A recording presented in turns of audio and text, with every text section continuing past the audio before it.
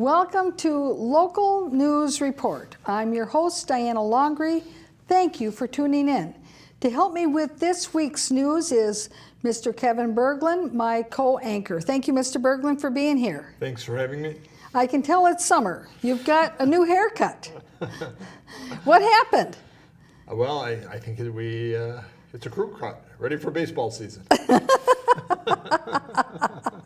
If only we covered baseball on this show. Instead, we follow what's going on in our local city of Maplewood, Minnesota. So now we have a couple of different topics we're going to cover today. The follow-up on some of our previous news reports. Now, previously we had a program where we reviewed what the city of Maplewood is currently doing with regard to their RFP, or request for proposals, for their new contract that they're going to be entering into for the organized trash collection of the residents in Maplewood. Now, keep in mind, Maplewood entered into their first contract back in 2012. That contract was a long-term contract. It was 5 years with an option, I believe, for a 2-year renewal. That's why at the end of this year that they need to enter into a new contract, and they are looking to obviously to enter into another long-term contract. We have speculated that we believe it's going to be with the big multinational company, just like it was in the past. And that the way it's been set up is that the little local trash haulers find it very hard to compete with the big multinational. Now, Mr. Berglund, remember in our last report, we had a little discussion about whether or not their spring cleanup that the city conducts, whether or not they were looking to have that in the new contract. Thank you for the crash course on the history of the organized collection in Maplewood, where Kathy Judeman, the city council, who is the premier voice on all of this, who wants everyone, who continues to champion buy local, and she's a community organizer, turns the city and drives out all the local trash haulers and goes to the big multi-international company. So in other words, it's really hypocritical that she says buy local, support your local business. She's against big box retailers, all of these things, and yet she's the one that's supporting the big multinational trash haulers, putting all the little guys out of business. Right. I see. And of course, this whole thing about they have a pickup day, like you said, for people to clean up their garages or clean up their yards.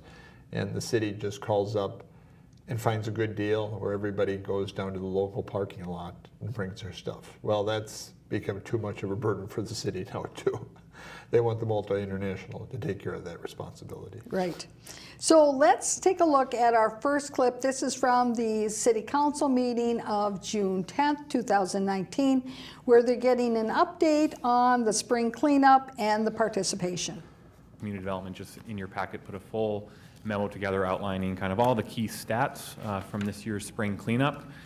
Won't go through all of that, but just to highlight some things, there were 432 visits this year, which is generally average for how many people residents we see visiting the cleanup. In total, there's about just under 29 tons of solid waste collected. And as you know, in keeping with Maplewood's sustainability initiatives, it really is an opportunity to kind of look at reuse and recycling first before it actually makes it to the landfill. So one of the new programs that the city offered this year as part of the cleanup was an organization called Us Again, and they were collecting all of the clothing items, so any textiles or clothing that were brought. They actually take all of those items and they either reuse them, they give them to communities in need, or they do recycle those as well. So that's one of the many local reuse companies that are present at that event to make sure that reuse and recycling initiatives of the city move forward. So a pretty normal, middle-of-the-road type of report. However, I will mention that Tennis Sanitation, who has the recycling contract for the city of Maplewood and does the pickup of recycling each week at each resident and unit. They have a similar program where they have these big purple bags that you can request, and then you can fill them full of linens or clothes or whatever, and they do the same program every single week, week in and week out. And so it's not necessarily just something that's available at the spring cleanup. And of course, this new administrator there, he talks as if he knows all about Maplewood sustainability or supposed sustainability initiatives, which of course he's only been at the city for 4 weeks. So all he does is have this talking point. And the big point of that is he talks about the reuse of clothing. Now, of course, he whips out all these things that they're going to do, but there's no statistics, there's no raw data. Now, in Maplewood, because they have so many stores, which are secondhand stores and reuse stores like the Goodwill and Value Village and all these kind of stores, most people have no problem bringing their stuff there. In fact, if they have some reused clothing, they can bring it there for free. Now, of course, although he promotes reuse, he's really only talking about recycling. And of course, everybody has that ability to recycle all their clothes or all their cloth or all their linen for part of their already bill. So why anybody would pay, because when you go down to the parking lot, that's not free, that's paid. Why anybody would bring their stuff down there and pay to recycle it when they're already paying for it in their recycling boggles my mind. Of course, this guy, although he talks authoritatively, it's more the new guy on the job just spewing who knows what out. Well, and generally speaking, the spring cleanup is more of a time where they're trying to encourage people to get rid of those things that they can't recycle, because they, like you mentioned, they already are recycling those things every single week through the recycling service that they already pay for. Bingo. So what they're encouraging people to get rid of course, is old spring frames, mattresses, construction materials, wood. Microwaves, printers, old TVs. Right. You got a console TV in your basement that your grandma left you? Well, that's one of those things. But of course, you pay for that too. And Yes. you notice he didn't mention anything about any of those sorts of things, like the things which it's really set up Right. to deal Or with. tires. Tires is another thing. And again, you pay extra for that. That's so yeah, these are the things that it's set up for, and yet he's talking as if it's just another recycling center, which people are already paying for their in Maplewood tennis recycling. Right. So again, is there anything to be gained? It's more listen to what he's saying and be misled down the wrong path. Let's continue with our next clip. I wanted to put out there first for Tennyson, the city's recycling contractor that coordinated their portion of the event. Thanks to the mayor and council for your attendance and welcoming people, checking people in, directing them where they need to go, and greeting people with a smiling face. It goes a long way, we know. Mm-hmm. And then there was many city staff to thank. I know Public Works and the police department were involved in setup and in running the event, but also kind of the breakdown at the end. So thanks to all that. And then also thanks to Sean Finwall and Community Development for once again leading this event that's important to the community. Let's just thank everybody for doing their job. Yeah, because and the thing is, when he's thanking all the regular people who have high salaries, the administrators, and other people who are doing their regular job, so it's a break from the regular routine of the job. I mean, they, in a certain sense, they're happy to do it.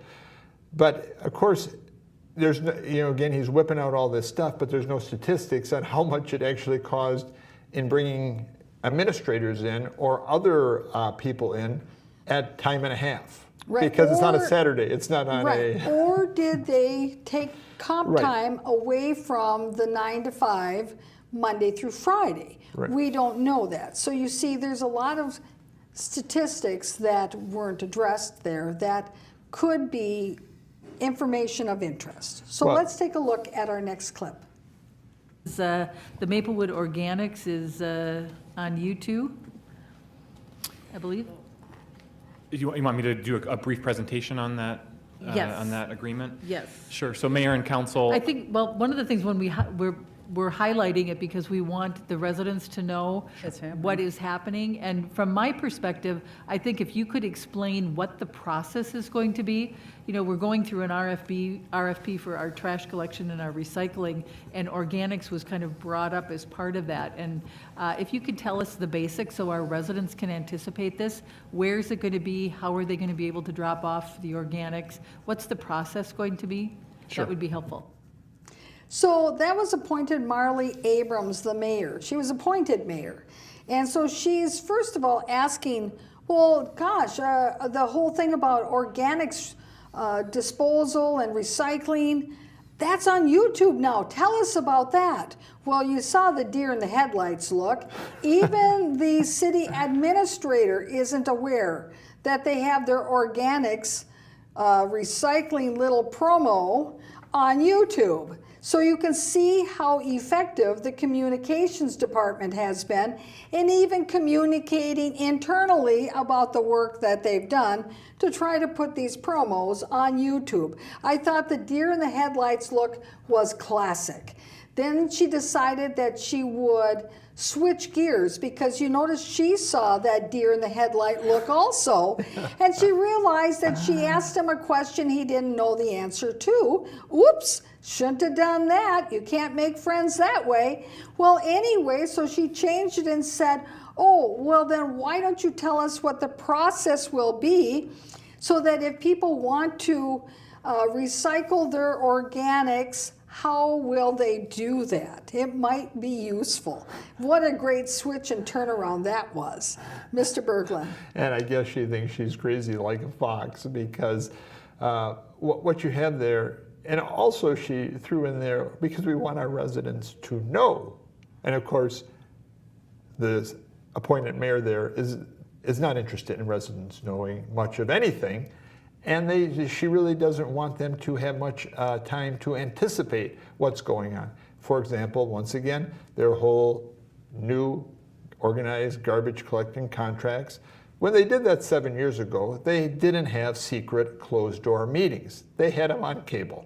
Now, although she says, now she's mayor, she's supposed mayor, she says we want our residents to know. Yet when they're having all these meetings about what are the goals of the contract, what are the vision of the contract, they're in the back room, secret, not on camera, to the best of my knowledge, not recorded. In fact, I think you could say that that's more of the same sort of thing that Judeman pushes out, more false disinformation. Right, and it's easy then to put out what you want people to believe if you actually didn't allow them to watch it and observe it and hear it from themselves, because they'll never know the difference. Well, let's continue. Mayor and Council, as you referenced, the city's currently issued an RFP for renewal of our contracts for organized trash and recycling services for the community. As part of that, Ramsey County is looking at kind of launching the larger infrastructure that's needed to support curbside organics recycling. So organics recycling is, the household items like food scraps, other things that can be kind of composted and reused rather than going into a landfill. Until Ramsey County gets the countywide infrastructure in place to allow for curbside organics recycling, they're partnering with a number of communities within the county to place satellite kind of drop-off sites where residents and other folks can go to that site and drop off their household organics. It's different than yard waste, so it'd be anything that's collected in the home in terms of food scraps. They've identified the parking lot in the Maplewood Community Center, so just out in between the district court building and the YMCA. They would construct a very small, occupy about 3 parking spaces. It'd be fenced off, and any resident could then take their household organics and drop them off in that location. And then Ramsey County would coordinate the maintenance of the site, the pickup, and making sure that the hauler gets the organics to the proper facilities in the metro area. And that is until, again, we can launch the larger curbside program as part of the RFP that's currently issued. I think the current plan is around 2022 when curbside could potentially be launched in the community. So the agreement is just for the terms between the county and the city for the operation of that. What a great place to store all your food scraps and organic waste, right next to City Hall. We'll just keep the flies with the flies. Now, it puzzles me, Mr. Berglund. He was saying how, organics collection and the recycling of organics is going to keep food scraps out of our landfills. Where will these food scraps go? And isn't it easier to address and deal with food scraps in a landfill than all the other trash? Which is easier to decompose in a landfill? Food scraps or other trash? And it's good you're cross-checking this, because there does seem to be problems with their logic there. Because this organic waste that they're collecting, old orange peels and old meat and old banana peels, that is not going to be fed to the hogs. That's going to be what is going to happen to that? What is the process for that, since we're talking about the process? Because by the time it's picked up, because it's not obviously going to pick up twice a day or every day or maybe not even twice a week, you're going to have flies buzzing all around it. It's going to be sticking, and there's going to be maggots. Slimy, moldy. I just know what happens to my loaf of bread. Once it starts to mold, there's no stopping that mold. Just because you decided you're going to doggone recycle it, it doesn't mean that suddenly now it is now in suspended limbo until you're processing it someplace down the road. It doesn't work that way. And of course, in the summertime, these organic pickup sites stink. Because it's a decaying organic material. And so, in other words, we've always thought that something stunk up at City Hall. Now we know it's really going to stink. Oh boy! And of course, they're partnering with others. It sounds like, but again, it seems like in the final analysis, listening to him, if you cross-check what he says, it's the city partnering with the city. Well, now that stinks too. Okay, well, we have one more clip where the queen of trash, and she's given that title to herself. We have not. She has proclaimed herself the queen of trash. She has something to say about all of this. Actually, I have a comment. This is how the county does things. It's on the retirement plan.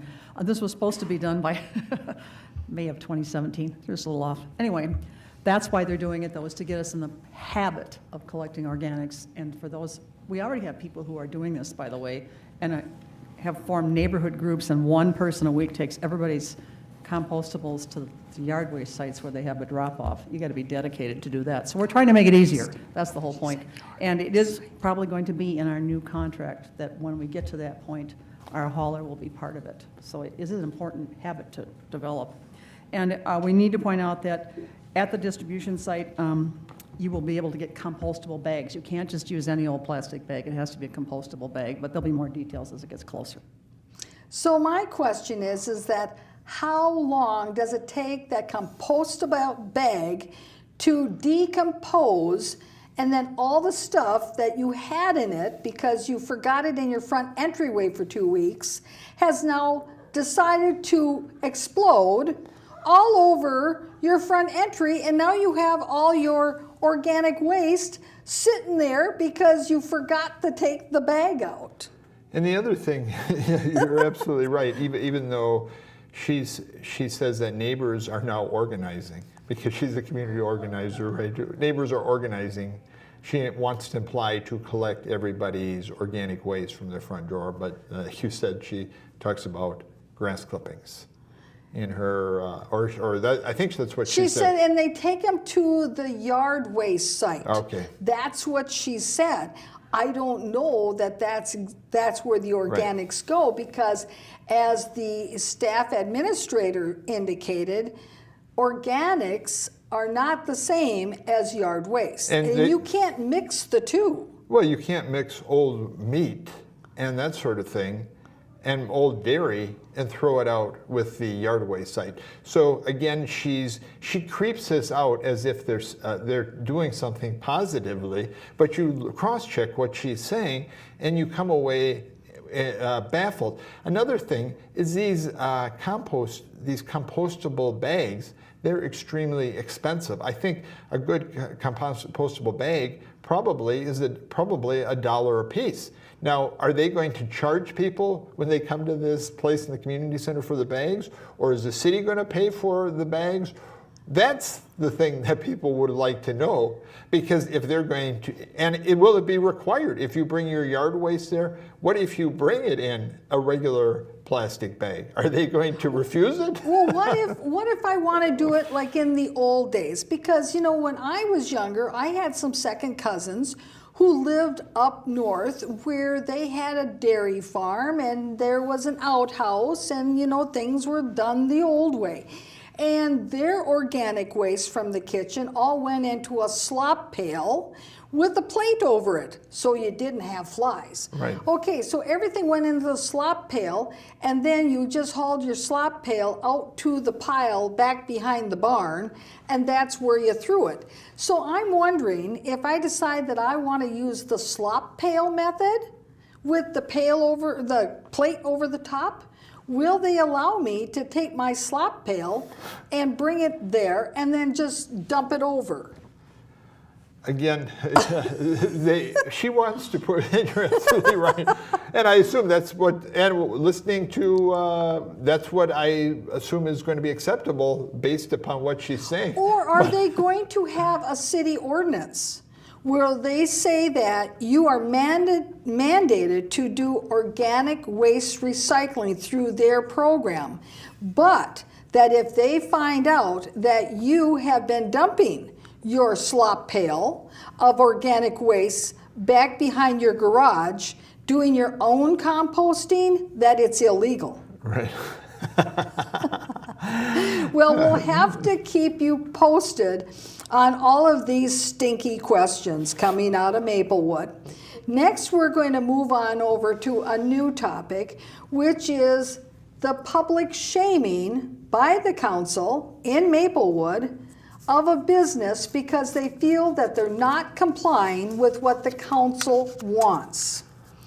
We're going to turn to a new business that is along Rice Street, and they recently received a conditional use permit which gives certain conditions under which they can conduct their business.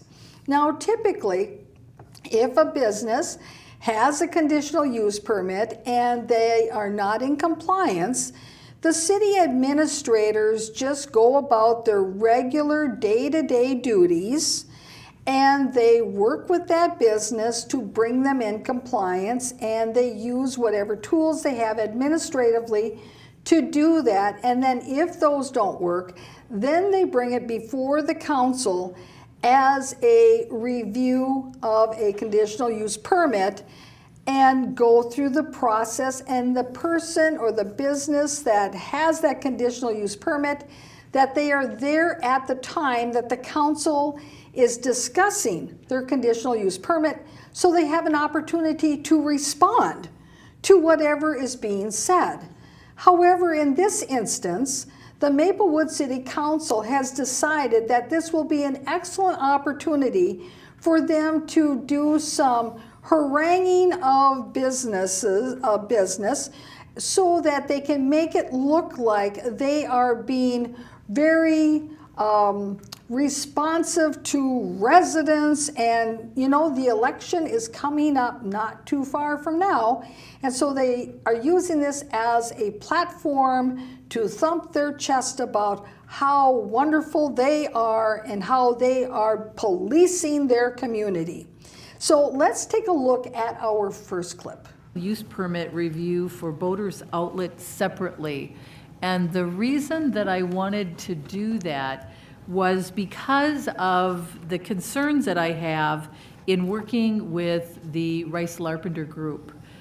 We have an alliance with St. Paul and Roseville and Maplewood working together to really enhance the Rice-Larpenter area. And just at the last Rice-Larpenter meeting, there were complaints about the appearance of Boaters Outlet.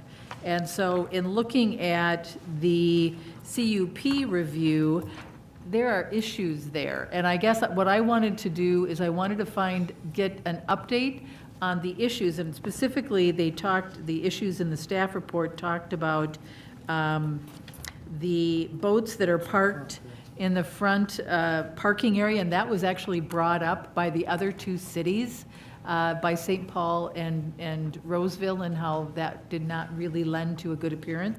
And also, I think that there were problems with some of the landscaping, I think. Mr. Thompson, can you give us an update on that?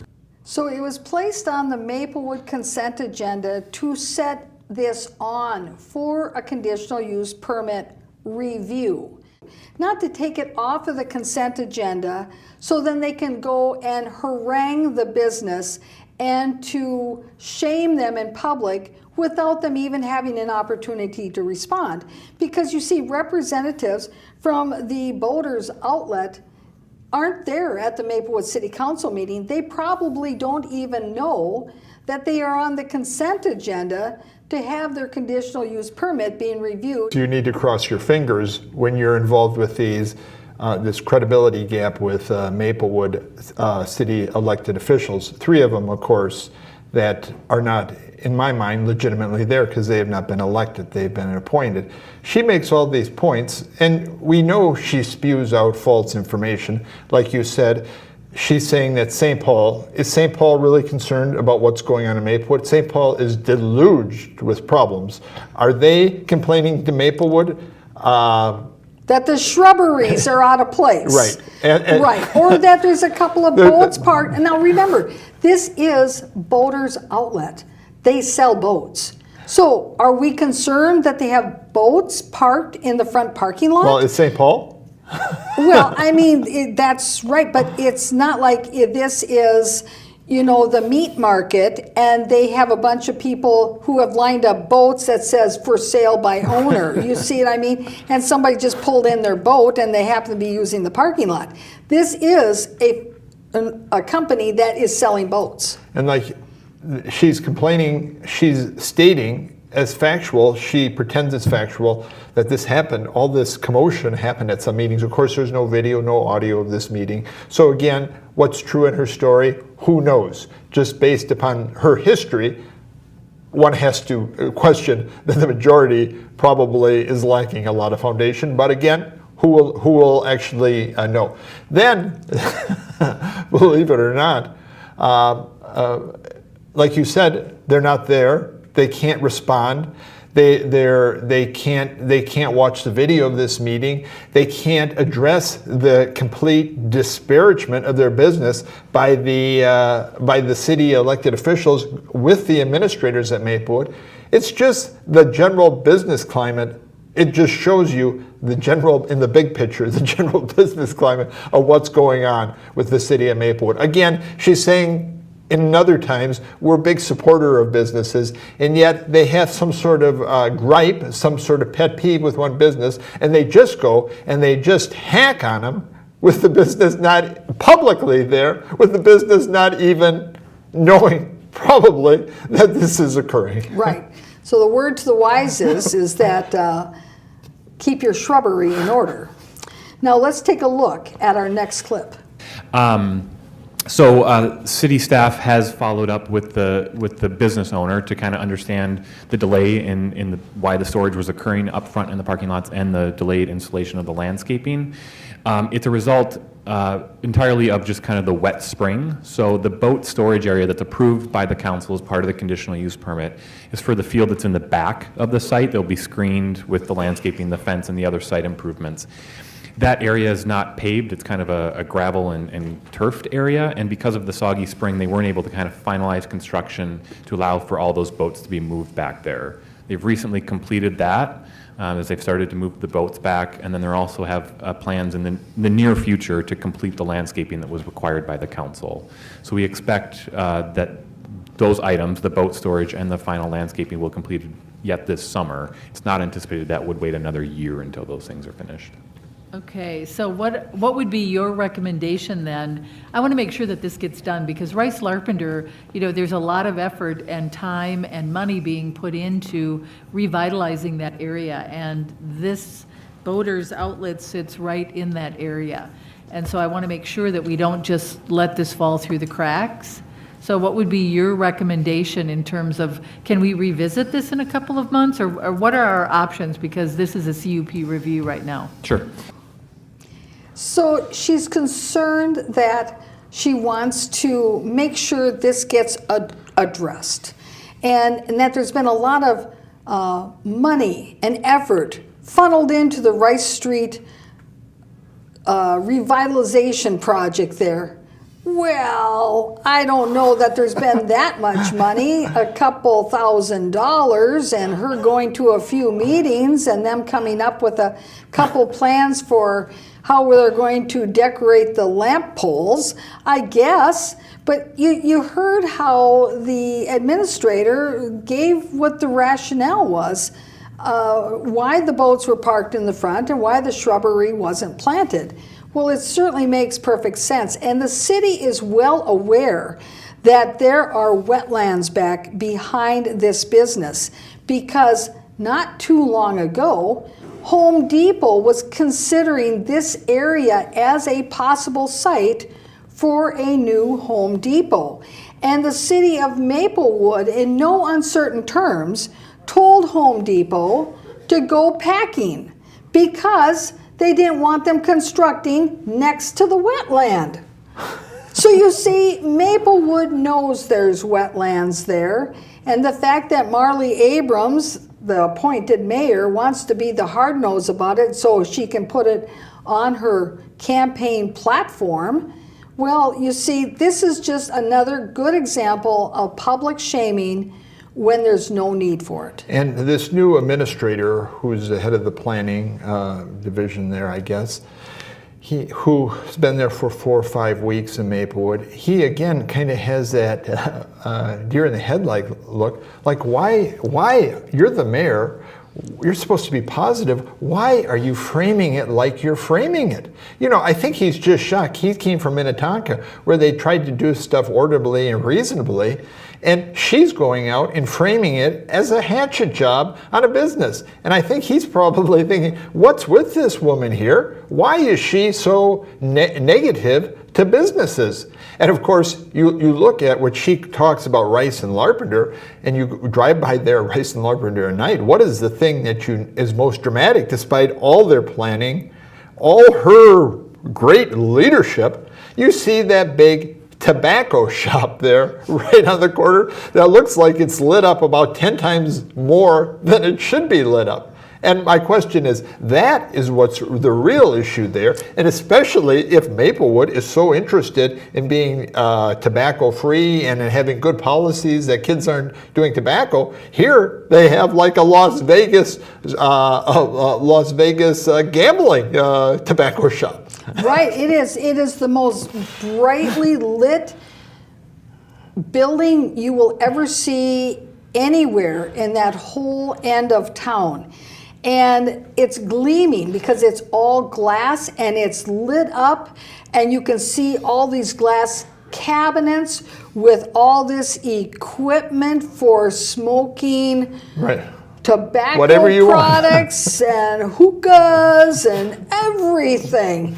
And I'm wondering if on behalf of Maplewood, when she goes to her little meeting, that she's complained to that neighboring city who that building is in, Right. about that is not in the character of the Rice and Larpenter redevelopment area. And that's just across the street. Right across the street. But it is in the Rice and Larpenter development area. Where they have this big alliance. This Right. time we're not partners, but we're an alliance. Right. And I'm wondering if she ever makes any complaints to St. Paul about how they should be taking efforts to move from that corner of Larpenter and Rice Street there, the lamplighter. Because you see, that may not be consistent either with all the time and money and effort that's been spent on the Rice and Larpenter redevelopment. So you see, in conjunction with what else is around there, she's worried about a couple of boats and the shrubbery that isn't in place yet. Why isn't she worried about the hookah shop and the lamplighter? You know, both of them could be placed in other spots in those respective cities. Right. Not in the spot where they're using all this government, all these government funds, all this government administrative energy, all this publicity to be the central point of their whole redevelopment brilliant focus. Right, because when they were complaining to her about the two boats that were parked and the shrubbery, why didn't she snip back and say, well, what about that lamplighter? When are you going to move that from the region? Well, good questions to ask. Well, And of let's course, get, they don't have a problem with the lamplighter, but they do have a big problem with the myth. right. Oh, well, the myth is in Maplewood, yes, but they don't have a problem with the lamplighter in St. Paul. That's right, which is right next to the border of Maplewood. Well, let's continue with our next clip. Yeah, it's the council's prerogative. If you want to continue the review, I think staff would recommend that the council look at it again in 1 year. That's not to say that staff won't follow up with the property owner in a shorter time period to make sure that the compliance is sooner rather than later. And that's why we scheduled the council's review out for a year. But if the council wants to see it again in a shorter time period, we'd certainly be receptive to that. Either way, city staff will be following up with the owners this summer. You know, council members, what I'd like to be able to do, and I'll just throw it out there, is I'd like to be able to report back to the Alliance that we're reviewing this in 3 months, and that should be enough time for the landscaping issue to be resolved and for the back storage to be taken care of. End of September? I'm sorry? End of September? Okay, that's what I would propose, council members. Councilmember Juniman. Yes, and just so you know, because as you know, our staff representative on the Alliance, it was Sean Finwall, and she's also the one that was working on this project, and she felt like she was conflicted, might I say. But she was very thorough with these people about this is an unusual use, and this corridor is going to be developing, and you need to do this, this, this, and this.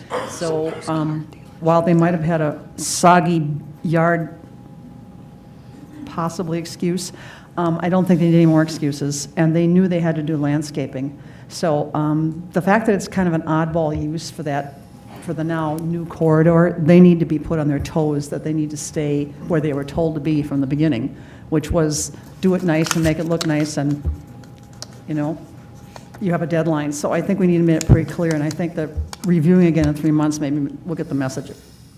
Oddball use for this corridor. Well, now that's really rich, because you see just a little ways down from the Boaters Outlet, if you go north, is a dairy manufacturing type of distributing plant. Well, gee, does that fit into this corridor? Now, if you go just a little bit, I believe, south of the Boaters Outlet, there's a used car dealership. Mr. Berglund, what's the difference between a motorized vehicle and a motorized boat, other than that where you use them for transportation is different? Well, and when we listen to Juniman, again, it raises the big questions, because I think from her intonation and her way of speaking, you definitely see that what happened with the Boaters Outlet is they actually defended themselves against some of the charges or some of the questions, or they wanted to get more information on how they should proceed. And the city, whether it's the city staff or the city elected officials, you can see from Miss Kathy Juniman that, and in my mind, she's anti-business anyway, because somebody tried to defend themselves and tried to give a plan probably on what their expectations was, their goals was, and it didn't align with what had come down from the regime. What they do is they start hacking and disparaging. Like she said, we got to have this. It's not a conversation with the business. It's where we told them they would be.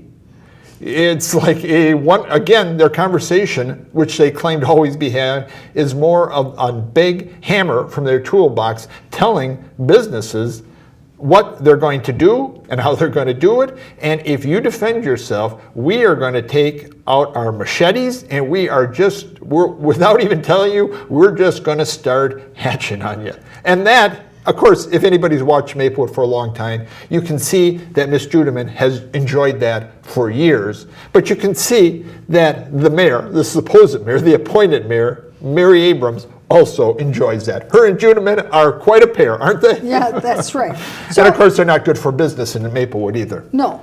And appointed Marley Abrams, I mean, her whole big goal is so that she can go back to this little group of people Alliance. to show that she really used the big hammer on somebody in her city and how powerful she is, rather than saying, well, we're working with the business and I think we've got it under control. They had some problems with wet spring. They couldn't lay their tar down because it was too wet back there. They couldn't do the plantings because it was too wet. They would only die if they put them in too soon. Well, she can't do it in a way that is business friendly. Instead, she wants to say, yeah, we showed them. We put the big hammer down and we told them they had to do this, that, and the other thing. Because it's what gives her the feeling of control and power. That's what the position is for her. And I think this, if you watch these meetings enough, it kind of creeps out that probably two of the most negative elected officials in the region, but definitely in this alliance, more anti-business, more negative, more we're going to tell you what to do, has to be Judeman and the appointed mayor, Mary Abrams. Yes. What an embarrassment in my mind to Maplewood in the greater community, but it must be in the alliance too. Because if they're actually behaving this way, as they say they're telling the public behaving in front of other public officials, elected officials, that must be just a big, in the eyes of the people there, they look at these as kind of creepy and a disaster. Right. Let's continue with our next clip. Thank you, Mayor. I definitely support the 90-day review. That seems very generous and flexible of us, if I do say so myself. But I was going to ask if it'd be all right if City Manager Coleman could, maybe for the benefit of the new kids on the council, as well as I think for me and others, you know, we approve a lot of CUPs from this dais, and we have likely hundreds in effect across the city, and every CUP that we approve comes to us because it has the potential of being a nuisance, right? It's outside of our guidelines, it's outside of our ordinances, and we are allowing a property owner to do something outside of that, and typically are putting conditions on that to make sure to try to either mitigate or eliminate that nuisance. I think it'd be good maybe for City Manager Coleman to share, how do we review this? Sure. That's a good How idea. active are we at reviewing this? That's a good idea. Because they don't always come, a lot of times they come in the consent agenda. We often don't talk about them. It'd be a good idea just to know how active, particularly staff is with this. City Manager Coleman. Thank you, Mayor Abrams, members of the City Council. Councilmember Smith asked me how many CUPs we have, and all I can say is that it's hundreds. Now, Councilmember Smith, he's right up there as being a bully to businesses, right up there with appointed Marley Abrams and Councilmember Kathleen Juneman. His attitude, did you hear that, where he says, well, he's in agreement with putting this on for a review of the CUP in 3 months, and that this is rather generous and flexible of them. Well, that is a really poor attitude. That's very very arrogant indeed. And to be treating your businesses that way, and particularly a new business to Maplewood that way, well, gee, Mr. Councilmember Brian Smith, I am so pleased that you are so generous and so flexible in your council duties that you can see your way to consider having that review hearing in 3 months. Wow. And of course, this has become a creature of habit or a culture of habit that they just they go around disparaging businesses. They always praise any kind of public authority, regardless what a mess it is. But when it comes to businesses in Maplewood, they say we are proactive, positive business, but then they spend all this time in their complete proactive negativity. Right. And it's, you know, a question of, he says, just for the benefit of new kids on the council, or new kids on the block. And what is he referring to himself? No, he's 40 years old. Okay, maybe he's more like a kid. But he's talking about the two appointed, I think approximately 70-year-olds or more than 70-year-olds. Does that add anything? The council members, the right. two new council Two new members that have council been members. that have been appointed. Right. And I would Calling them kids? Well, they're certainly both over 60 years old, and so I don't think you would call them kids. Right. And it's actually sort of looking down on them too, Right. as kids. In not giving them the credit that they've got lifelong experiences. Maybe they haven't been council members, but certainly in our review, and we'll be covering this in a future news program, in how the council deals with the myth up by the Maplewood Mall. The two council members that were the most even-handed and willing to listen to the position of the myth and to work with the owner of the myth were the two new appointed council members. The other ones were basically ready to just throw them out of Maplewood, even though it's a new owner of the myth who has no responsibility for whatever may have or was imagined to have happened there in the past. And you can see that this whole thing up at Maplewood is more than just surface deep. They're embedded in the woodwork. Brian Smith now, Kathy Judeman, and Marley Abrams have created a culture up there that they cannot possibly even resist from just striking out with their vengeance whenever they have and often it's towards businesses. Why is there a failing mall? Why is Tim Hortons gone in Maplewood? Why are there less and less businesses in Maplewood and they choose other locations? Well, I think all you got to do is take a look at the city council and maybe you will get some little perspective of what's going on up at City Hall. Well, and I have heard through the grapevine that there could possibly be in the future that Maplewood could lose Jo-Ann Fabrics. And if they were looking to relocate, why would they want to relocate in Maplewood if they're understanding how Maplewood is treating businesses in the Maplewood Mall area, basically that they're non-existent and they're not really important to the future plans of the North End because Maplewood has decided they're going to put housing in everywhere. So you see, Jo-Ann Fabrics, when they decide to find a new lease, they may say, we don't want that ambiguity because you've already said you want to put housing where our shopping mall is. They may just go across the way to White Bear Lake.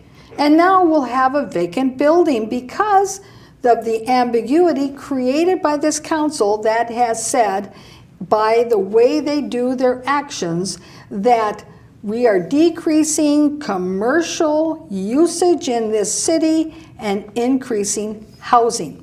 Now, one thing I want to point out in that last clip too that really goes to the heart of Council Member Brian Smith's attitude about all of this is that he says that conditional use permits are potential nuisances, that he approaches any conditional use permit from the perspective that it is a nuisance, and the only reason that we put conditions on it is to mitigate the nuisance.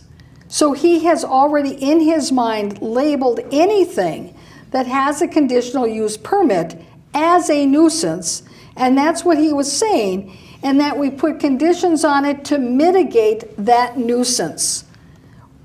That's not what a conditional use permit is.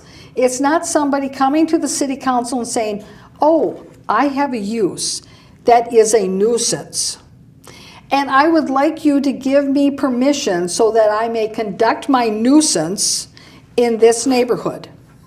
And if you give me a couple of conditions so that I may conduct my nuisance, please do so. That's not what a conditional use permit is.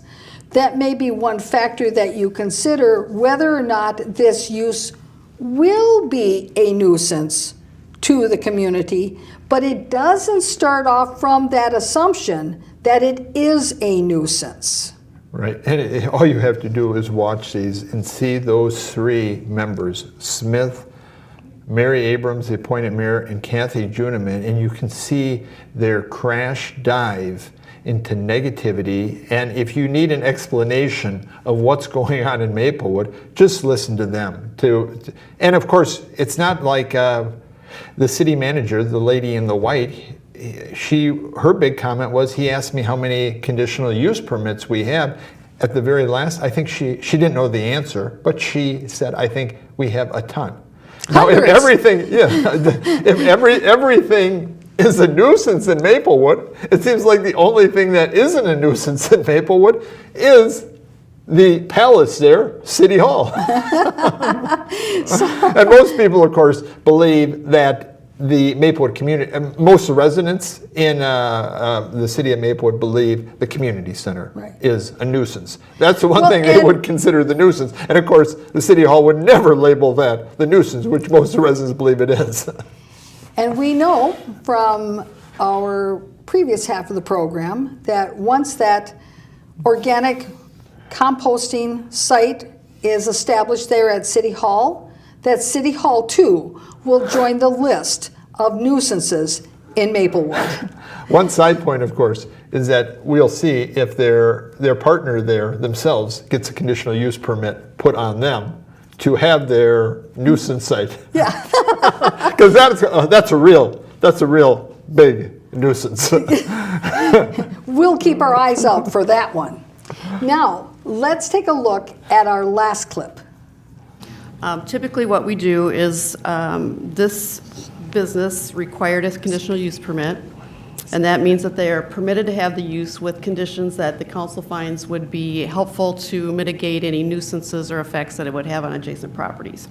So we have several of those. This was approved a year ago in May, so right before the staff report gets to be written, the staff goes out and reviews those. We do have a tickler file that brings them all up, and so we know when we have to go inspect them.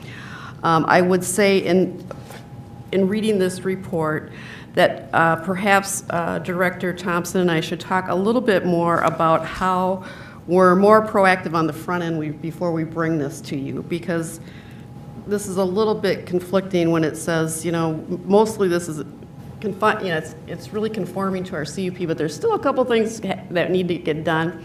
We should really try to get ahead of that so that when we bring it to you, it's done. And if there's a problem that we can't solve from a staff level, then we would bring it to you and get some direction. But I think we could do a little bit better job of making sure that things that are supposed to be done at that year point are done. Now that's City Manager Melinda Coleman. A council or two meeting ago, she just got a big fat pay raise. So now she's making over, I think, $140,000 a year. And here she is going, oh, whoops. Maybe we should have worked a little more closely with the business on the front end before we brought this to the council. Maybe we could have done a better job. Well, you know, it is a Plan B city and the one in charge of everything at City Hall, the day-to-day affairs, how the staff do their jobs, the process, putting things on the agenda for the council, everything is the city manager.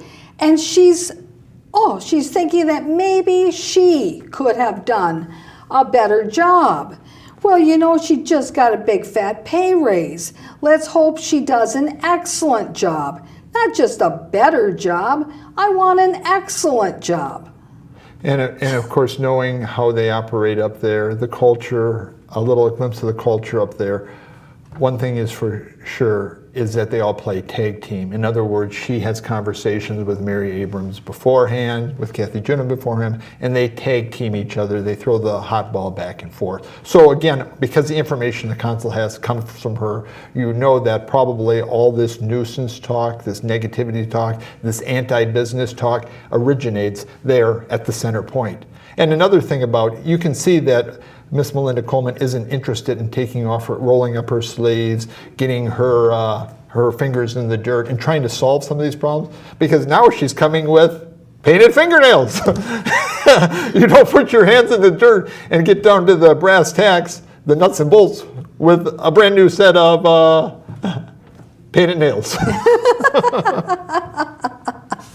And I did hear her say that a conditional use permit, that there's conditions to address nuisances or impacts on the community.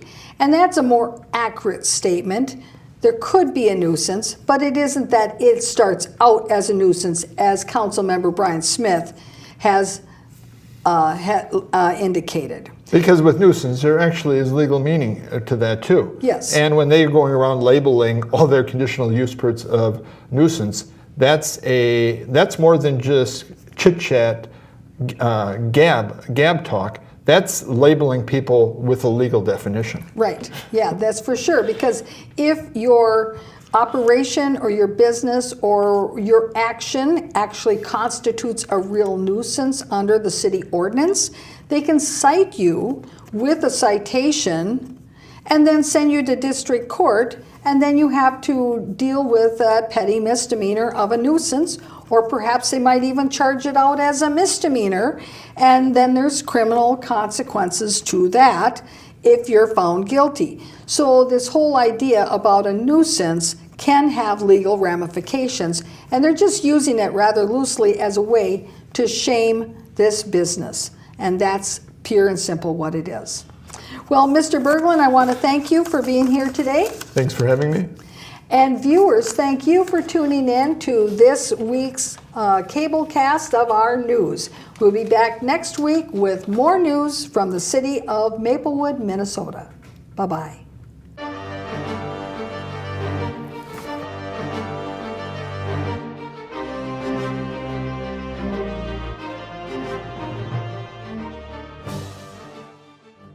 Maplewood's going to have 5 members of that committee. Roseville's going to have 5, and St. Paul is going to have 8, based on where the size of the cities as well as the funding. It's about $100,000, and St. Paul put in 50. Right.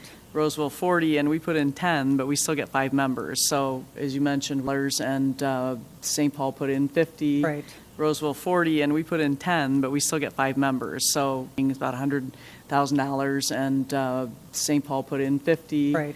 Roseville 40, and we put in 10, but we still get 5 members. So as you mentioned, it's about $100,000, and St. Paul put in 50. Right. Roseville 40, and we put in 10, but we still get 5 members.